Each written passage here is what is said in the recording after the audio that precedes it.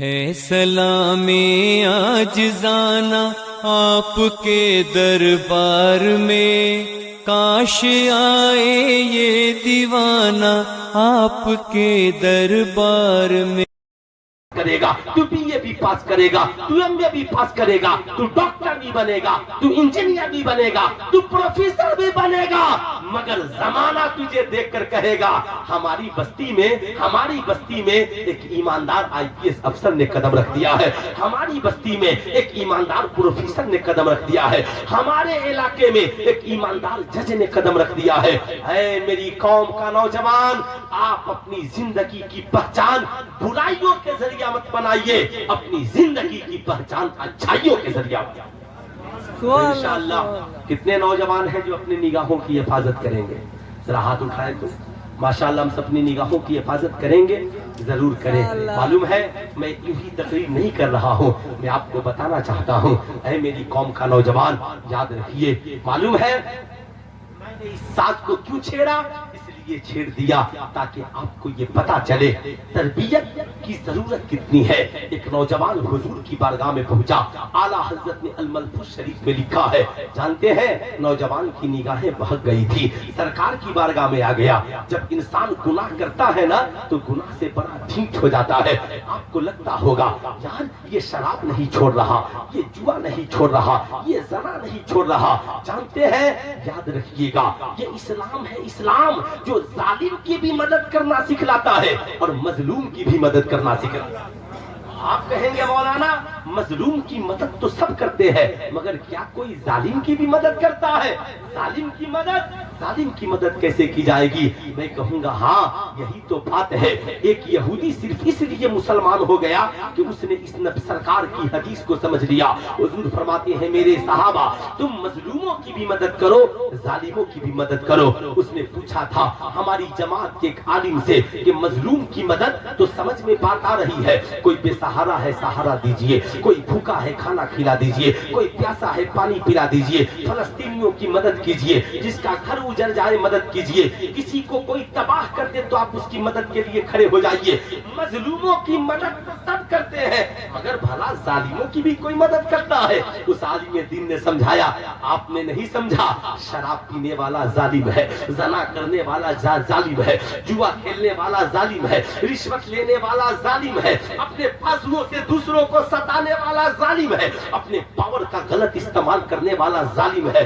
جانتے ہیں ہم ظالموں کی بھی مدد کرتے ہیں، کہا وہ کیسے؟ کہا شرابی کو شراب پینے سے روک دیتے ہیں، یہ ظالم کی مدد ہو گئی۔ جوالی کو جوا کھیلنے سے روک دیتے ہیں، ظالم کی مدد ہو گئی۔ ماں باپ کو ستانے والے کو ماں باپ سے محبت کرنے والا بنا دیتے ہیں، ظالم کی مدد ہو گئی۔ بیوی بچوں سے نفرت کرنے والوں کو بیوی بچوں سے محبت کرنے والا بنا دیتے ہیں، ظالم کی مدد ہو گئی۔ ہم ظالم کو تبلیغ کرتے ہیں، خدا نے تجھے بازوؤں میں طاقت دی ہے ستانے کے لیے نہیں، گیرے پروں کو اٹھانے کے لیے، مظلوموں کا سہارا بننے کے لیے۔ اس لیے اسلام کہتا ہے مظلوموں کی مدد ان کا سہارا بن کے کرو اور ظالموں کی مدد ان کے ظلم کا خاتمہ کر کے کرو۔ اس لیے میرے دوست یہ اسلام ہے جہاں تعلیم بھی ہے، جہاں تربیت بھی ہے۔ آپ برا نہ مانیے گا، آپ ایمانداری سے بتائیے اسلام نہ ہوتا تو ماں کے قدموں کے نیچے جنت کون بچھاتا؟ اسلام نہ ہوتا باپ کو جنت کا دروازہ کون بتاتا؟ اسلام نہ ہوتا سچائی کے معیار کو کون بتاتا؟ اسلام نہ ہوتا شراب کی حرمت کا اعلان کون کرتا؟ اسلام نہ ہوتا زنا حرام ہے اس کا اعلان کون کرتا؟ اسلام نہ ہوتا سود حرام ہے اس کا اعلان کون کرتا؟ اسلام نہ ہوتا تو بتا بہنوں کے حصوں کو کون دلواتا؟ بھائیوں کے حصوں کو کون بتاتا؟ اسلام میں اچھائی ہی اچھائی ہے۔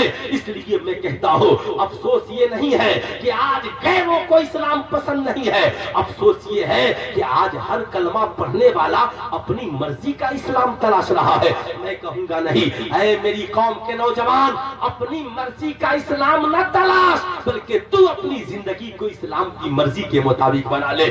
اے میری قوم کی بیٹیوں جس دن تم اپنی زندگی کو اسلام کی مرضی کے مطابق گزارو گی، جانتی ہو تجھے پتا نہیں ہے تم اپنے باپ کی محبوب بیٹی بن جاؤ گی، شوہر کی وفادار بیوی بن جاؤ گی، بچوں کی پیاری ماں بن جاؤ گی، میکہ میں رہو گی، تیرے کردار کی خوشبو سے میکہ مہکے گا، اور سسرال میں قدم رکھو گی तेरा ससुराल किरदार की खुशबू से चमकता हुआ नजर आएगा। इसलिए मैं आपसे कहूंगा नहीं, आप अपनी मर्जी का इस्लाम मत तलाशिए, बल्कि आप इस्लाम को अपनी जिंदगी में जगह दीजिए। इस्लाम को मैं बहुत सीरियस होकर बोल रहा हूँ आप में, इसलिए आप मेरी आवाज को, बेटा हे बाबू खैरियत, जरूरत से जा रहे हैं, अच्छा जाइए, आ जाइएगा, जरूर आइएगा, जानते हैं, इधर आइए जरा सा, एक मिनट, है ना, माशाअल्लाह बहुत अच्छा नौजवान है, इतना खूबसूरत नौजवान है माशाअल्लाह। क्या नाम है आपका? मोहम्मद आसिफ। आइए माशाअल्लाह, सलाम अलैकुम, खैरियत से है?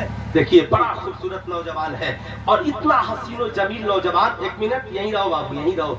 सरकार ने एक हसीन नौजवान को देखा तो कहा कि काश अच्छा होता कि ये इस्लाम कबूल करता और जन्नत में चला जाता। आपने देखा तो क्या कहा? माशाअल्लाह माशाअल्लाह, जन्नत में चला जाता। मैं भी चाहता हूँ कि इस नौजवान के नामे अमाल में हमेशा नेकियां लिखी जाए। नौजवान बड़ा खूबसूरत, नाम इतना अच्छा, मेरे घर का शहजादा। दो कमी इनके अंदर है, एक कमी ये है इन्होंने जो अंगूठी पहनी है, ये किस चीज की अंगूठी है ना? हाँ, और ये जो चैन पहना है इसको बहन को दे दीजिएगा, ठीक है? हाँ माशाल्लाह, जाइए चैन को उतार लीजिए माशाल्लाह। क्यों? मर्द के लिए सोना चांदी का चैन पहनना हराम है, मर्द के लिए सिर्फ एक चांदी की अंगूठी 4.5 मासा की जायज है, याद रखिएगा।